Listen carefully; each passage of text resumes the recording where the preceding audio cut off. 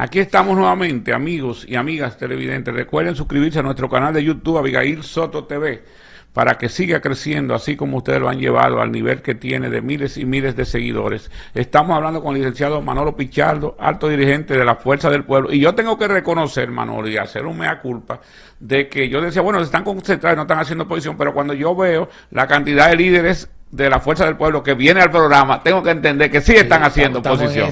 Manolo, las realizaciones del gobierno, tú hablabas de los hoyos y eso es un mal reconocido ya, porque ellos pararon el plan de asfalto. Inclusive yo recuerdo que a Gonzalo Castillo, que fue el último ministro de la Pública, lo vilipendiaron porque que habían 15 compañías asfaltando y eso era un desastre. Bueno, pero se estaba asfaltando, pero ahora no se ve, pero tampoco se ven realizaciones grandes como, por ejemplo, cuando Leonel Fernández, aquel que modernizó, hay que decirlo, al país, cuando quiso hacer el túnel de la 27, que Hipólito dijo que eso era para sembrar yuca, o sea, quiso desacreditarlo. ¿Qué obra de trascendencia se siente que ha hecho este gobierno? Ninguna. ¿Qué ha hecho el gobierno? Anunció la extensión de la segunda línea del metro, y cuando uno pasa por ahí, uno ve un desastre. Uno piensa que son estudiantes de primaria que están construyendo los pilares y haciendo la obra civil de la segunda línea del metro de Santo Domingo. Una cosa desastrosa. Yo vi, y lo menciono siempre, una foto de portada en el periódico Diario Libre que mostraba dos columnas, ¿verdad?, siendo demolidas porque tenían vicios de construcción. Y así he oído ingenieros hablar, expertos en la materia, hablar de muchos vicios de construcción. Y Diario Libre daba cuenta de ese hecho. Pero hay otros hechos que... Se habla del teleférico que tiene vicios de construcción. Que parece que no se han documentado, pero que los ingenieros han filtrado que ciertamente ha habido situaciones de vicios de construcción que han tenido que derribar pilares y ya cuestiones que estaban levantadas, se habían erigido de la obra civil de esta segunda línea del metro. Pero además el gasto por kilómetro, tanto que criticaban la primera línea del metro de Leonel Fernández, va a costar, yo creo que el doble de lo que costó el kilómetro de la línea del metro de Santo Domingo, cuando la primera línea del metro de Santo Domingo se supone que fue más costosa porque hubo una cantidad, unos kilómetros que fue soterrado, y por lo tanto eso es más costoso. Hubo otro que fue a trinchera abierta, que es más barato. Apenas tiene, me parece que 800 kilómetros soterrados, 800 kilómetros, perdón, 800 metros soterrados, menos de un kilómetro, y el costo se ha disparado, pero además han durado más del tiempo que habían prometido a los ciudadanos, lo que quiere decir que son que no tienen capacidad. Y el presupuesto, dice que el presupuesto se ha duplicado. Sí, se ha duplicado, que no tienen capacidad para hacer algo que se pudo hacer con eficiencia y con ingenieros dominicanos, que incluso no solo se hicieron con ingenieros dominicanos, esos ingenieros dominicanos que trabajaron en la primera línea del metro, fueron asesores para la primera línea del metro de Panamá. Así fue. Entonces, lo hicimos también, ¿verdad?, que fuimos referentes y nuestros ingenieros fueron contratados para trabajar en un proyecto de esa misma naturaleza en otro país. Y esta gente han demostrado que no tienen la capacidad para construir un proyecto que en términos de dimensiones es más pequeño que lo que construyó el compañero Leonel Fernández. O sea, esa es la única obra entonces que pudiera ser llamada de trascendencia. Y hay otra, vamos a ver si me acuerdo qué otra cosa puede haber sido. Bueno, ellos han anunciado...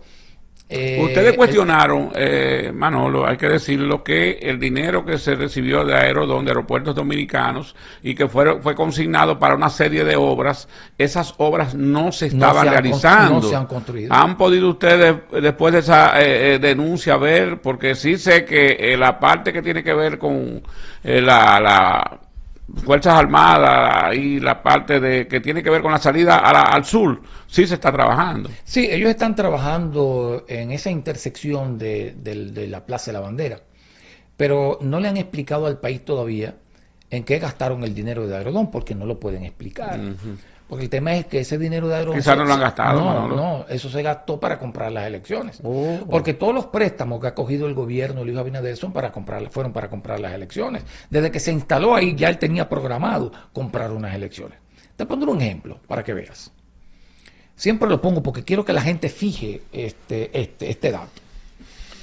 De 1970 al 2012, todos estos gobiernos juntos, Balaguer, Antonio Guzmán, Salvador Jorge Blanco, Joaquín Balaguer otra vez, Leonel Fernández, Hipólito Mejía y Danilo, bueno, Danilo todavía no había llegado al 12, cogieron 24.000 millones de dólares prestados.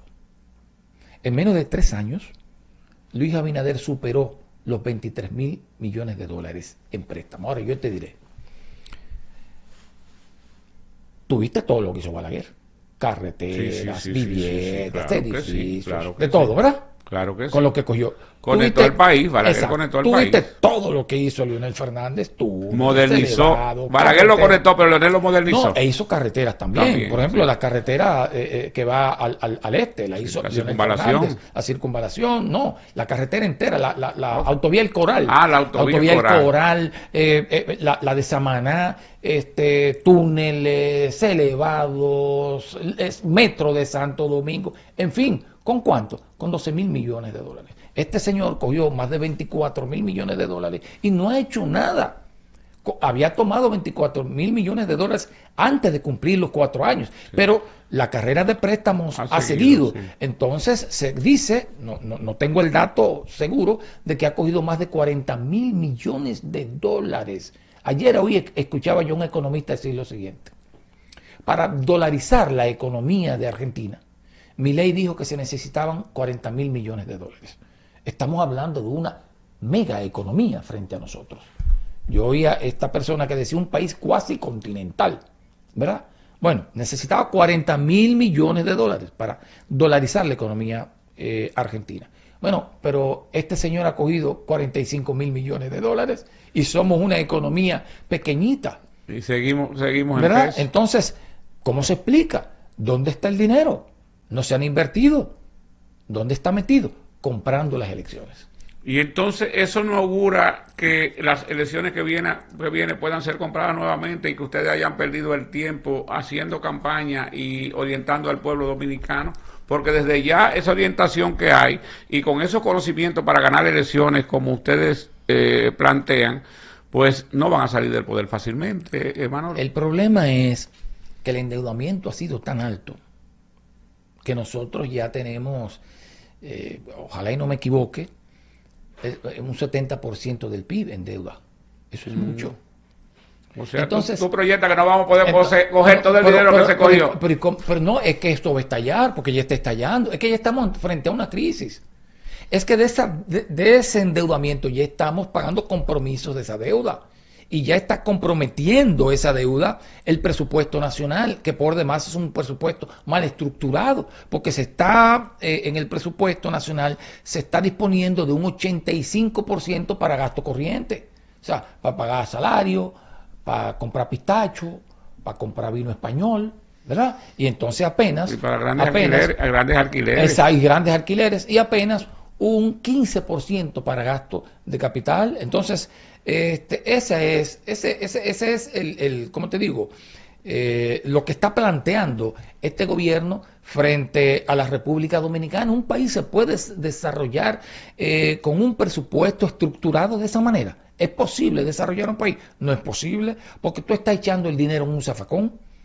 Porque ese 85% no tiene retorno. ¿Así? Eso es gasto. Eso no es inversión.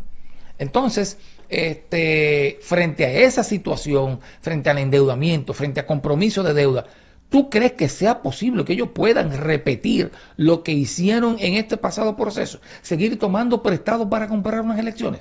Además de que el deterioro del bolsillo de los dominicanos ya se está sintiendo. Hablamos hace un momentito de que en solo 2 meses los precios se han disparado hasta un 40%. Sí. Entonces, el cuadro que estamos viviendo es bastante preocupante y le agrega la inseguridad. Y la inseguridad y todo lo que estamos viviendo, la ineptitud del gobierno, el deterioro de los servicios, de que hablamos hace un momentito, entonces ya la gente lo está sintiendo. ¿Se pondrán ustedes al lado del pueblo con las luchas que se ven venir con la situación de los apagones, la inseguridad, la inflación? Bueno, siempre estamos del lado del pueblo, seguiremos del lado del pueblo. Nosotros estamos llamados a hacer una oposición responsable. Nunca nos vamos a prestar a hacer cuestiones que hagan daño a la República Dominicana. No lo vamos a hacer nunca. Ahora, siempre vamos a estar del lado del interés del pueblo dominicano. Y cuando hablo del interés del pueblo dominicano, me refiero a los sectores populares. Pero me refiero también a los sectores empresariales, sí, porque aquí hay un problema también de conflicto de intereses, porque hay empresarios gobernando. Y cuando tú tienes un empresario gobernando, seguro que me está afectando a otros empresarios que son competencia. Que Luis Abinader es empresario. Claro que es un empresario, es un empresario abiertamente y conocido. Pero es un político. Es un empresario. No, él es un empresario enganchado a político. Porque ocurre que hay una cuestión en algunos empresarios. Algunos empresarios se enganchan a políticos, porque ¿cuál es la naturaleza empresarial? La naturaleza empresarial es ganar dinero, ¿verdad? Esa es su naturaleza. Y no es mala, esa es su naturaleza, claro, y es correcto. La empresa. Entonces, exacto, si tú eres empresario y te metes al gobierno, ¿a qué tú vas? ¿Cuál es tu naturaleza? Es a maximizar tus ganancias. Entonces, si tú llegas al gobierno a maximizar tus ganancias y tienes la ventaja que te dé el Estado y usa la ventaja que te dé el Estado, ¿verdad? ¿Qué está pasando? Hay un conflicto de intereses porque tú estás compitiendo con otros. Luis no cobra ni su salario para que se vea el desprendimiento que tiene como presidente, Manolo. Ese es un cuento que a nadie se traga y todos sabemos que eso es pantalla. Manolo Pichardo es conocido en las lides políticas como uno de los jóvenes más conocedores o entre los jóvenes conocedores de la política internacional de República Dominicana, porque te ha tocado inclusive dirigir organismos internacionales. Tenemos justamente un hombre que aparece en la presidencia nuevamente y que sí está defendiendo a su país, que es Donald Trump, pero está generando una preocupación en el mundo, que dice un amigo mío, él tiene al mundo de cabeza. Mira, Donald Trump, yo siempre he dicho que en Estados Unidos hay dos corrientes políticas con la idea de retornarle a ese país el poder que tuvo, ¿verdad? La importancia que tuvo, el peso político internacional que tuvo. Que lo había perdido. Sí, que lo está perdiendo. Pero la corriente demócrata ha pretendido o pretendía recuperar ese poder agrediendo externamente, provocando guerra, amenazando y cosas de eso. Trump es de una corriente diferente. Él entiende que fortaleciendo internamente a Estados Unidos se le devuelve el prestigio internacional, ¿verdad? Si soy fuerte, entonces puedo liderar.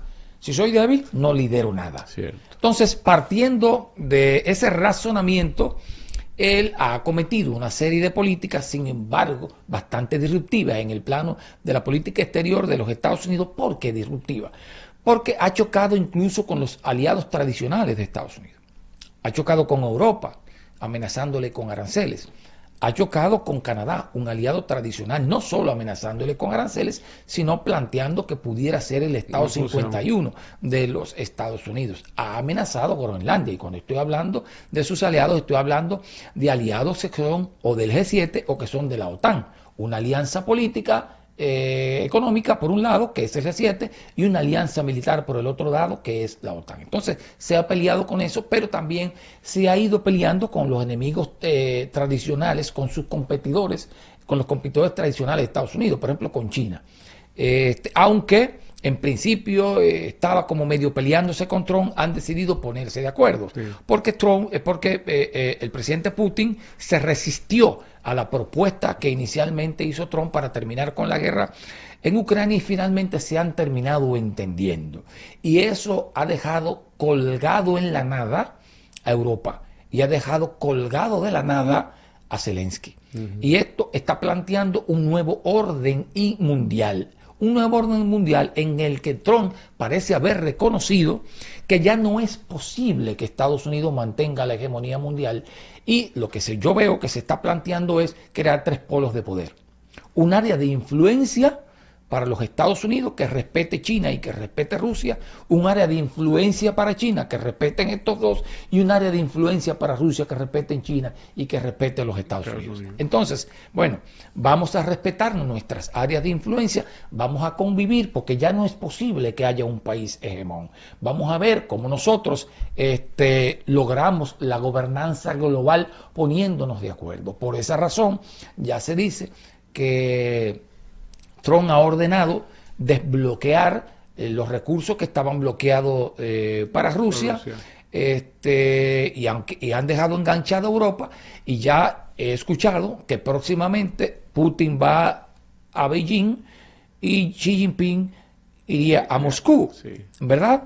Pero ya escuché también que el presidente Xi Jinping ha invitado para una de las celebraciones nacionales en China al presidente Donald Trump. Oye, pero se están viendo cosas muy sorprendentes. Manolo, por ejemplo, el caso de Zelensky. Dice Donald Trump que Estados Unidos invirtió más de 150 mil millones de dólares en esa guerra.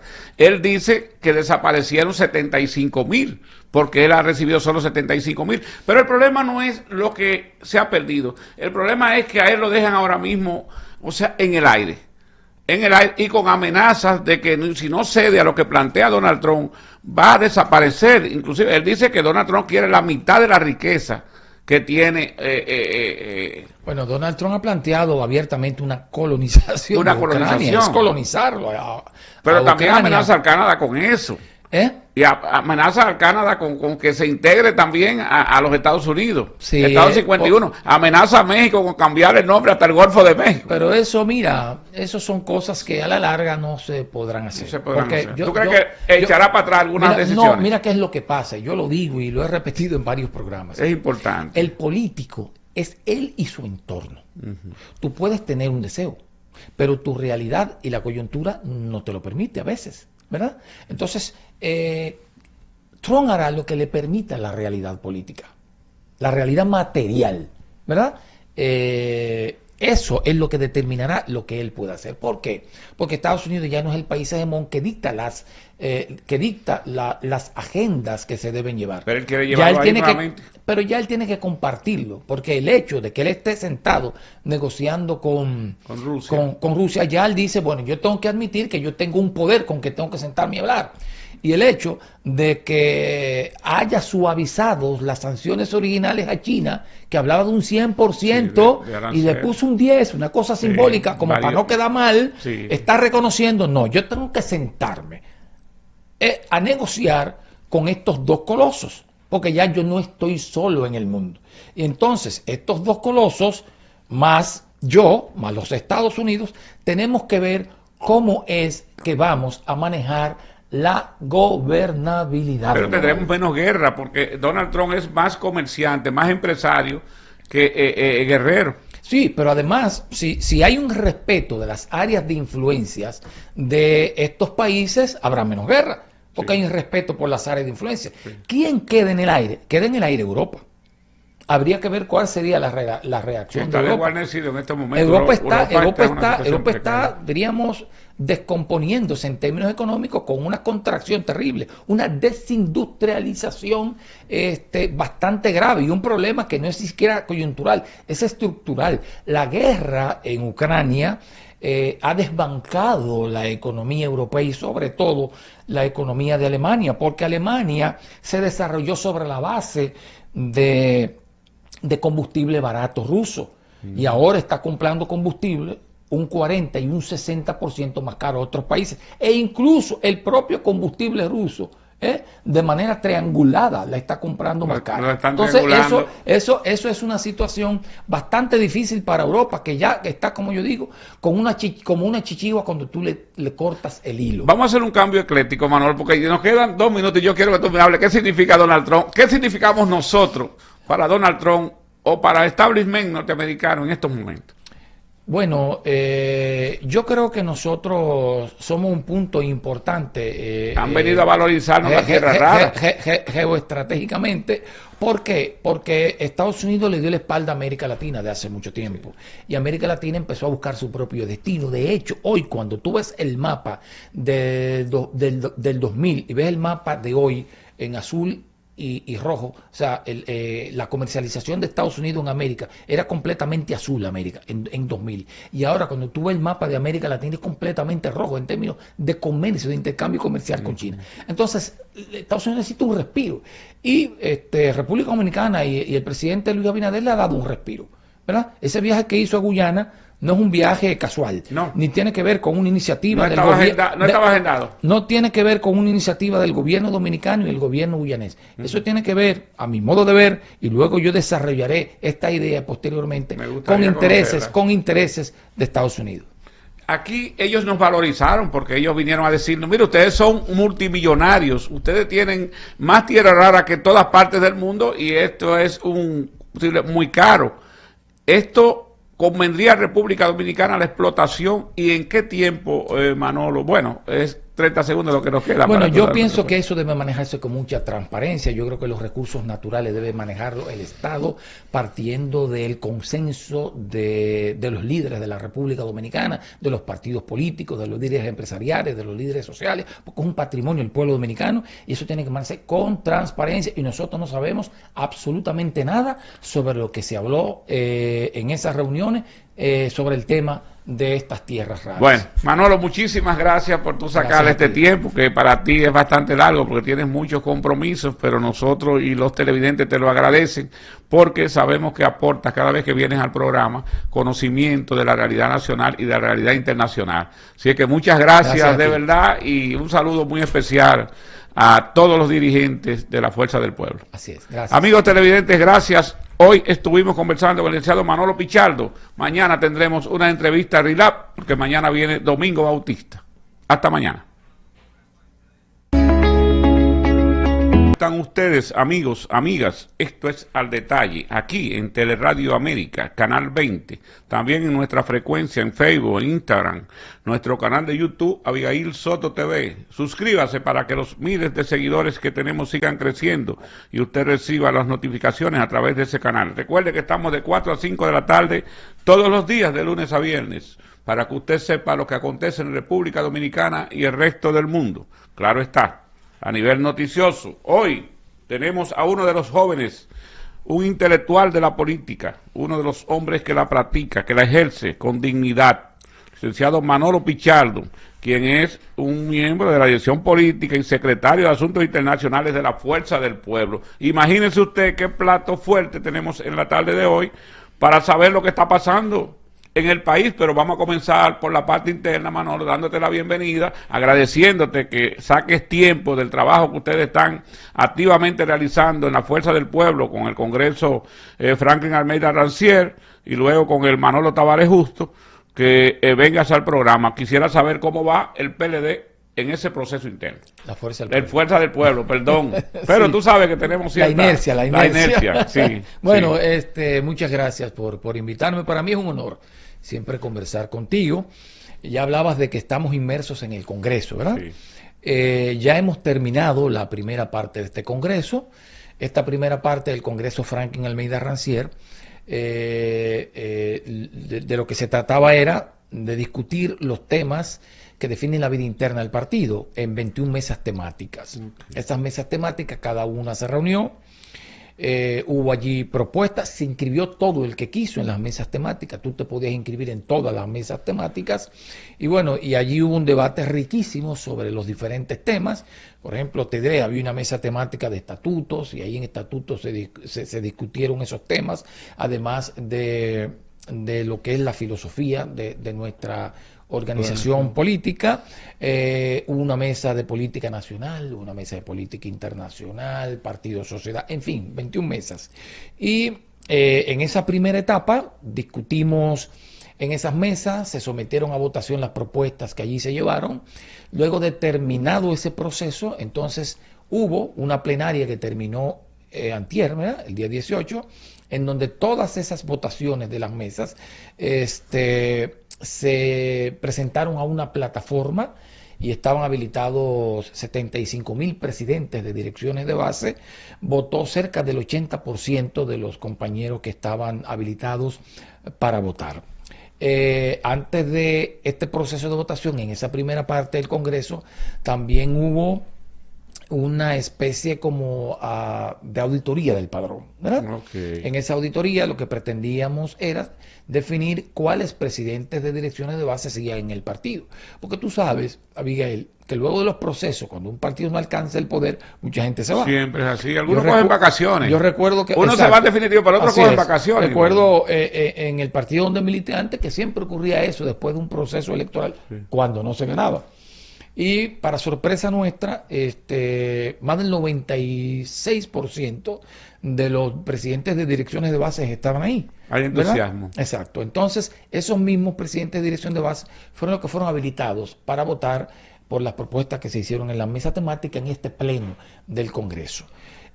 Ahora, este Congreso cierra el día 2 de marzo, en un par de semanas, y a partir del 2 de marzo inmediatamente se cierra, aperturamos el Congreso Elector para elegir allí todas las posiciones de nuestra organización política. O sea, todo el que tenga responsabilidad y dirección deberá ser sometido al escrutinio de las bases de nuestro partido, desde el presidente del partido, el vicepresidente, el secretario general, la dirección central, la dirección política y todos los puestos de dirección, hasta las direcciones intermedias de ¿Y nuestra cuánto tiempo dura política. ese nuevo Congreso entonces? Bueno, este Congreso elector tiene varias etapas. Me preocupa y te hago la pregunta porque yo recuerdo una vez que el presidente venezolano, Hugo Chávez, en una cumbre decía que estaban de cumbre en cumbre y el pueblo abajo no veía las acciones. ¿No será que la fuerza del pueblo está Congreso y está descuidando hacer una oposición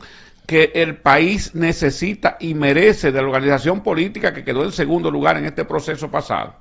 Mira, este Congreso incluso... Te lo digo porque me preocupa, porque yo no veo a la fuerza del pueblo jugando el rol de líder de la oposición que tiene que jugar. Este Congreso iba a terminar en junio y se acortó, ¿verdad? Esta primera parte del Congreso iba a terminar en marzo, ¿no? En abril.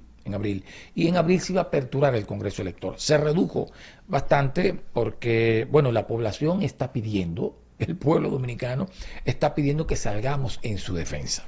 Nosotros lo estamos haciendo en paralelo al Congreso, pero no es lo mismo estar entretenido discutiendo cuestiones internas que estar dedicado de manera plena las 24 horas del día a hacerle oposición al gobierno, una oposición, debo decir, constructiva, en beneficio del pueblo dominicano. Pero te digo que ciertamente creemos que ha sido un proceso un poco largo de este Congreso y muchos de los compañeros creemos que hay que acortarlo más. Y te lo digo porque cuando Leonel ha dado declaraciones o algún dirigente de ustedes que da unas declaraciones sobre un tema puntual, inmediatamente se nota que el pueblo reacciona y el gobierno se ve compelido justamente a responder. Pasó con el último tema tratado, creo que fue la energía, los apagones o algo así, que Leonel habló de eso. No recuerdo, pero hay un tema, inmediatamente el pueblo se sintió. Bueno, pero no se ve. Pues entonces que creen un equipo de respuesta mientras otros están en el Congreso, Manolo. Sí, lo hemos hecho. El hecho de que yo esté aquí es eso, ¿no? Sí. Estamos en los medios de comunicación, un grupo de compañeros haciendo oposición. Están dando la cara. En lo que estamos en el Congreso hay un equipo de... Yo soy parte del Congreso, aunque mi participación terminó, porque yo coordinaba una de las mesas. Como ya votamos, esa parte terminó. Pero tú era la parte internacional, me imagino. No, porque decidimos en el Congreso raro. que los titulares de secretarías no iban a coordinar las mesas que tenían que ver con su secretaría. Entonces yo coordiné la mesa número 13, que era de institucionalización y modernización partidaria. Un tema nuevo, tuvimos que partir de cero porque no había nada escrito ni propuesto sobre el tema, y yo creo que hicimos un buen trabajo. Pero terminada mi tarea en el Congreso, en esa mesa número 13, estoy aquí y he estado haciendo un recorrido por los medios de comunicación, fijando las posiciones del partido en torno a las acciones del gobierno. Lo he estado haciendo yo, he visto también al compañero secretario general del partido. Ha estado aquí y ha estado César Fernández. Sí, que ha estado en algunos medios, he visto a César Fernández. Bueno, un grupo de compañeros y compañeras del partido. Ya que hemos salido de responsabilidades en el Congreso, estamos ya frente al pueblo dominicano, ¿verdad?, enfrentando las políticas que acomete el gobierno y que afectan a los ciudadanos y ciudadanas del país. Mira, esa parte a mí me interesa mucho. ¿Por qué? Porque la democracia se fortalece con un ente de equilibrio entre gobierno y oposición, y ustedes ahora son la oposición. Así es. Hay una situación que se está dando y nosotros vemos que ha comenzado un movimiento raro y como que deja a uno sorprendido, y es que empresas de medios de comunicación, empresas fuertes que tienen empresarios detrás, han comenzado a posesionar políticos del gobierno. Un medio de comunicación, ayer una encuesta y hoy otra encuesta. Y esas encuestas tienen como norte el posesionamiento de un solo dirigente político del país. ¿Qué está pasando? ¿Ustedes van a dejar que eso se maneje libremente o ustedes van a salir a enfrentar esos datos que de todas maneras y de todo punto de vista se ven manipulados? Mira, hemos notado que ya lo sabíamos desde el año pasado, que en diciembre empezaba una embestida de encuesta con la idea de posicionar ya ustedes lo sabían. Sí, desde el año pasado, en el imaginario popular, candidaturas que no tienen el posicionamiento que ellos dicen. Pero tú sabes, hay estas cosas que hacen en los escritorios con la finalidad de ir promoviendo candidaturas y de ir con números falsos, con números inventados, creando la idea de que uno que otro candidato son favorecidos por los potenciales electores. Lo sabíamos, pero ocurre lo siguiente, ese fue el guión del proceso pasado, tú lo sabes. Contrataron varias firmas encuestadoras. Pero le dio buen resultado. Sí, ahí voy. Contrataron medios de comunicación para cada cierto tiempo, de manera periódica y muy seguido, lanzar supuestas encuestas de posicionamiento de candidaturas con la idea de ir condicionando al electorado. Bueno, pero el problema es que Carlos Marx dice que la historia se repite unas veces como tragedia y otras veces como comedia. Entonces estamos frente a la comedia ahora. Y en medio de esta comedia nosotros saldremos y le vamos a explicar al pueblo dominicano la realidad. Pero además el pueblo dominicano sabe cuál es la realidad. El pueblo dominicano ya se percibe, se olfatea que hay un desplome en la simpatía del gobierno. Incluso hay un desplome, aunque quieran poner los números que quieran y aunque usen Sid Gallup, porque la gente no sabe, porque no entiende, cree que el Sid Gallup manda gente a hacer encuestas aquí. No. Sid Gallup se nutre con informaciones que le dan empresas en cada país. Y en este país que le suministra, tengo la información, los datos a Sid Gallup, es la empresa de este señor que está en la refinería. De Aguilera. Aguilera, con el centro económico del Cibao. Entonces, él es que suministra los datos y bueno, Sid Gallup recoge los datos y los da a conocer, ¿verdad? Pero no son encuestas que hace Sid Gallup. Sid Gallup no tiene un equipo para hacerlo. Entonces, sabemos de esto, sabemos qué es lo que pretenden hacer, pero nosotros ya vemos un desplome significativo en la popularidad del gobierno y en la popularidad del PRM. Hubo unas encuestas bastante honestas que salieron hace un mes, no sé si lo recuerdas, que daba una cercanía entre el PRM y la Fuerza del Pueblo, con una diferencia de más o menos 4 o 5 puntos porcentuales, ¿de acuerdo?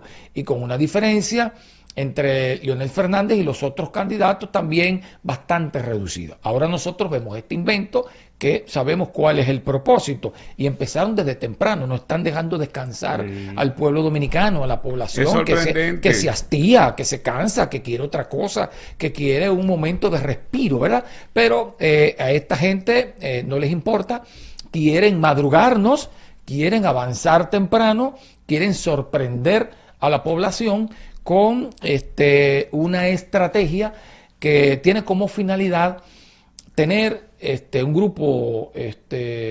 grupos empresariales dominicanos, tener algún mandadero, ¿verdad? Porque la idea es tener mandaderos en el gobierno, para ellos hacer lo que le da la gana con la República Dominicana, ¿verdad? Mandaderos porque son gente que no tiene formación, son gente que no tienen experiencia política, son gente que no tienen experiencia de Estado, independientemente de que hayan estado en una posición por ahí, pero no tienen la madurez, no tienen las condiciones de estadista. Entonces, ellos le tienen miedo a los estadistas. ¿Por qué? Porque los estadistas gobiernan para todo el pueblo y ellos quieren mandaderos que gobiernen para ellos. Entonces, de eso se trata y por eso están invirtiendo recursos desde temprano para tratar de posicionar a sus candidatos, porque tienen candidatos en varios partidos, ¿verdad?, que son de su preferencia. Pero los candidatos que tienen esas mismas características, personas inexpertas, gente sin experiencia, gente vulnerable que ellos puedan utilizar como mandaderos si llegan a la presidencia. Manolo, vamos a pedir tu anuencia para una pausa, luego vamos a seguir conociendo lo que está aconteciendo en la vida política. Gracias a ustedes que se han ido integrando en el transcurso del programa. Recuerden que estamos hablando con el licenciado Manolo Pichardo, alto dirigente de la Fuerza del Pueblo y quien siempre tiene pues la capacidad para responder cualquier pregunta de lo que acontece en nuestro país. Manolo, ¿hay una intención marcada en empresarios de posesionar candidatos que le respondan a sus intereses? Oh, por supuesto que sí, candidatos que incluso son outsider, aunque tengan un tiempo que se hayan inscrito en partido. No le creen. Porque la idea de inscribirse en el partido no es para militar en la causa partidaria, es para militar en la causa empresarial. Entonces, evidentemente que esas personas, que esos individuos que se han colado o que han colado grupos empresariales en los partidos, van a chocar con las aspiraciones de militantes auténticos, de militantes que tienen legítimas aspiraciones a la presidencia de la República. Pasa en el PRM, por ejemplo, con individuos que han militado toda la vida, con muchachos que incluso crecieron en esa organización. Bueno, cuando digo en esa organización política, me refiero al PRD, que es una especie de lo mismo en el PRM, y han militado toda la vida y se han ganado sus galones, ¿verdad?, trabajando en el día a día, trabajando en el barrio, organizando personas, definiendo estrategias, definiendo políticas. Entonces se sienten amenazados por una persona que no ha hecho ningún sacrificio, que no ha construido nada, que nunca ha propuesto nada y que ha venido simplemente como una especie de individuo que vino en el caballo de Troya, ¿no? Para minar una organización política, amenazar las aspiraciones legítimas de los auténticos militantes y ellos alzarse, como dije un momentito, con un presidente que sea un incondicional, que no tenga un proyecto propio, que no tenga una idea propia, para ellos entonces gobernar a sus anchas. ¿Eso es bueno o malo? No, eso es pésimo. En detrimento del pueblo dominicano y en detrimento de otros sectores empresariales. Porque ahí está el problema, ¿verdad? Cuando un grupo lleva a un títere a gobernar, va a gobernar, ¿verdad?, en contra de otro grupo empresarial. Entonces eso traerá respuesta, porque un presidente tiene que gobernar para todos, tiene que gobernar para los empresarios, tiene que gobernar para los trabajadores, tiene que gobernar para los católicos, los evangélicos, los que no son religiosos, en fin, para todo el pueblo. Y que tú representas y eres parte de un gobierno como funcionario que tú no sabes cómo va a quedar y cómo es posible que ya haya una inducción si no se sabe cómo va, porque por cierto, tú has dicho varias veces o citaste la situación, cómo va el gobierno. Ustedes han hecho un análisis de la situación porque estamos en un problema ahora mismo. Bueno, la misma encuesta dicen que hay 4 problemas fundamentales: inseguridad, alto costo de la vida, bueno, una serie de problemas. El dólar ya está casi al 63%. Analízame la situación del gobierno en estos momentos, Manolo Pichardo. Bueno, el gobierno está en una situación bastante difícil. Ayer el periódico El Nacional, en su primera plana, a 4 columnas, tituló que el pueblo dominicano está agobiado por la inflación, por el alto costo de los productos. Y decía que los comerciantes y los consumidores y clientes se quejaban por un incremento en lo que va de este año, sí, de un 40% en los productos y servicios. Algo preocupante, pero además otro medio de comunicación daba cuenta de la queja de varios empresarios de que hay una escasez de dólares en el mercado y se preocupaban también por el deslizamiento hacia arriba del dólar estadounidense. Porque bueno, si se escasea el dólar, evidentemente se va a disparar. Pero tiene que dispararse porque el gobierno ha tomado tanto dinero prestado que los compromisos de la deuda se han incrementado. Y eso evidentemente compromete el presupuesto. Y ha bajado nacional. la reserva del Banco Central. Y ha bajado la reserva. Me han dado datos. No tengo el dato confirmado. Sí, ha bajado la reserva del Banco Central porque para evitar que el dólar se dispare han inyectado dólares al mercado con la idea de parar, ¿no?, el alza del precio del dólar. Pero resulta que no lo han podido detener. ¿Por qué no lo han podido detener? Bueno, porque el gobierno tiene que estar buscando recursos para pago de intereses y capital de la deuda. Ha endeudado demasiado el país. Entonces, esos dólares que se toman para pago de la deuda se necesitan para otras cosas. Se necesitan, por ejemplo, para el pago de la importación de combustible.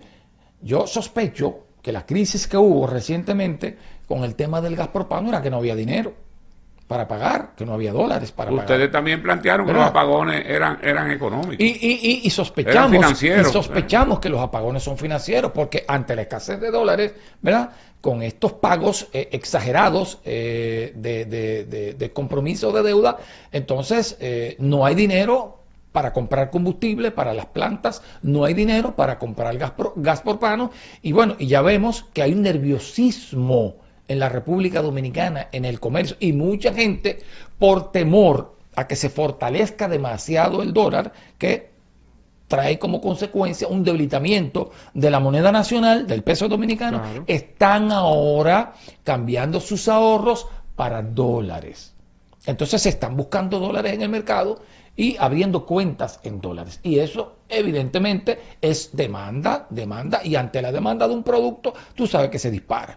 Y eso yo no sé, pero yo me atrevo a decir que con esta presión que tiene esa divisa estadounidense, pudiera ser que ante tanta presión, o sea, si tú conjugas la presión de buscar dinero, el nerviosismo de los importadores, ¿verdad?, la tensión que crea la gente creyendo que se le puede devaluar la moneda y anda buscando dinero para abrir cuentas en dólares, eso puede desatar un pánico y disparar el dólar, que puede colocarse en los próximos 2 meses, dependiendo de cómo pueda manejar el gobierno la situación, hasta 70 por 1. Y es que fíjate, hasta 70 por 1 en los próximos 2 meses. Porque mira qué realidad pasa el importador, que el importador compra, por ejemplo, y hace un pedido a crédito a cualquier empresa norteamericana, para poner Estados Unidos, y a 63, por ejemplo, compró. Pero ¿qué sucede? Cuando llegue la factura para pagar, está a 65, pero él puso los precios a razón de que compró a 63. O sea, tiene que buscar más dólares de lo que él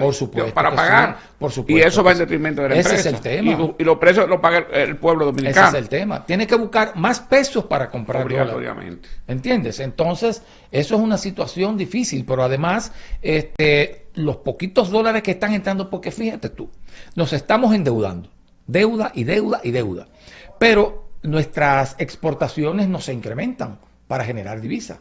No se ha incrementado las remesas que entran a la República Dominicana, todo lo contrario. Van a decrecer bastante. Puede que haya una disminución de las remesas por el tema del miedo, el temor de los indocumentados y de gente que no está indocumentado, pero tiene miedo de ser perseguida en los Estados Unidos. Entonces, el turismo, tampoco ha habido un incremento de divisas por el área del turismo en la República Dominicana, como para decir, bueno, están entrando más dólares, por lo tanto yo puedo cumplir con mis compromisos de deuda. No, es que está entrando la misma cantidad de dólares o menos, y tú estás requiriendo más dólares para pago de deuda. Y eso evidentemente le mete presión al dólar y se va a disparar. Bueno, y se está disparando. Por eso digo que si se conjugan todas estas cosas de que hablé hace un momentito, puede generar una situación de nerviosismo que el dólar se pueda colocar en los próximos 2 meses a 70 por 1. Muy fuerte la apreciación, Manolo, 70 por 1. Puede ser, porque es que todo depende. Sí, mira, si convergen todas estas cosas. Sí, porque también, como tú dices, la gente está buscando seguridad de su dinero. Si convergen todas estas cosas, si el nerviosismo se mantiene, ¿verdad?, y la gente sigue demandando, se va a disparar. Y no aumenta, porque tú sabes y bien, no aumenta el flujo de dólares porque hacia tú el sabes banco. muy bien que la moneda es una mercancía como cualquier Sí. otra. Es la única mercancía que se puede cambiar por cualquier otra. Y entonces, cuando tú demandas mucho de un bien, se dispara de precio, ¿verdad? Entonces, si se está demandando de esa mercancía, que es el dólar, evidentemente que va a dispararse el precio. Claro, Esa es la claro que dinámica sí, económica. sí, eso está claro, Sí. eso está claro. Manolo, hay una situación en el país que parece que, no sé, como que el gobierno ha jugado a dejar las cosas o a no hacerlas. Nosotros teníamos el problema energético, yo no voy a decir que Danilo, el PLD lo dejó resuelto en un 100%, pero los apagones eran muy ya esporádicos, vamos a decir así. Muchos vendimos, regalamos los inversores, no usábamos las plantas. Igual que la seguridad del ciudadano ha disminuido bastante. Los precios, ya lo hablamos. Esto del dólar ha disparado los precios, los artículos de primera necesidad. ¿Hacia dónde vamos? Mira, tú mencionabas algo que realmente está molestando mucho al ciudadano. Nosotros estamos en una zona aquí, ahora mismo, donde había un circuito 24 horas. Bueno, yo vivo en el área. Yo tenía tantos años que no veía un apagón, muchos años. Yo no recuerdo las últimas veces que hubo apagones por esta área. Ya no hay circuitos 24 horas. No. Y el tema es que mientras tú tienes apagones de 6 horas, hay sectores que tienen hasta de 12 horas, tu factura se ha incrementado. Mi factura se ha incrementado más de un 100% en un año. En un año, más de un 100%, pero tú tienes que pagar una factura más cara. Y no prosperan las reclamaciones. Tú no tienes energía, yo lo he hecho y no prosperan. Pero el costo de energía se te dispara porque la planta que tú usas de emergencia tiene que gastar ahora más combustible. Pero en los sectores populares que la gente tenía inversores, en muchos lugares que había también circuitos de 24 horas y la gente usaba inversores, los regaló hace años. Por ejemplo, mi mamá. Nosotros regalamos el inversor de mi mamá. Hubo que comprar uno. Sí. Porque ya ahora volvieron los ahora todo el mundo está comprando. Y ahora todo el mundo está recurriendo a la compra de inversores. Volvimos atrás. Porque, aunque no estaba resuelto el problema de la energía de manera absoluta, pero habíamos mejorado sustancialmente. Muchos circuitos 24 horas. Muchos circuitos 24 horas y disminución también de los apagones en sectores populares. Los apagones eran de 2 y de 3 horas, pero ya no. Hay lugares que te dije que hay apagones de 12 horas. Pueblos como mi provincia, Manolo, que tú conoces, que es muy difícil una huelga en Baní, es difícil. Hace unos días convocaron a un paro por los apagones. Desesperante. Y un pelotero profesional que tiene una empresa, fue quien convocó, o sea, porque él dice que no puede aguantar más la situación en su empresa. Y no estamos en verano. Y no es exacta. Cuando llegue el verano y la temperatura se dispare a 34, 35 y en algunos lugares a 36 grados, eso irrita a la gente. Eso altera el temperamento del ciudadano. Y cuando se altera el temperamento del ciudadano con estos insoportables apagones de madrugada, que la gente no pueda dormir, las protestas sociales se van a incrementar, porque es que además de los apagones, el temperamento se va a alterar porque hay otras cosas, hay un descuido en todos los servicios, en todos, no es solamente la luz. Cuando vas a una oficina pública, las oficinas públicas se volvieron a rabalizar, ahora hay buscones, ahora una diligencia que tú hacías en 15 Ustedes minutos. Modernizaron, yo recuerdo que Leonel se daba el lujo de decir, los funcionarios son modernos. Totalmente modernos. Yo recuerdo que antes de Leonel Fernández, para uno sacar o renovar una licencia, tú durabas hasta un mes. Y después tú ibas y la renovabas en 10 minutos. Sí. Ahora hemos vuelto a los bucones. Ahora hemos vuelto a la deficiencia en pasaporte. Muchos dominicanos que compraron vuelos para venir a vacacionar confiando en que podían renovar sus pasaportes, perdieron sus vuelos, muchos dominicanos, porque le pusieron cita hasta de 6 meses para la renovación de pasaporte. Cuando tú renovabas un pasaporte en República Dominicana en una hora. Entonces, hay un deterioro total. Incluso físicamente se puede ver deterioro. Hasta físicamente se ve el deterioro de las instituciones públicas. Pero déjame decirte antes de concluir. Algo increíble. Estamos cerca de la Anacaona. Yo nunca en mi vida había visto un hoyo en la Anacaona. Pues en la Anacaona hay hoyos.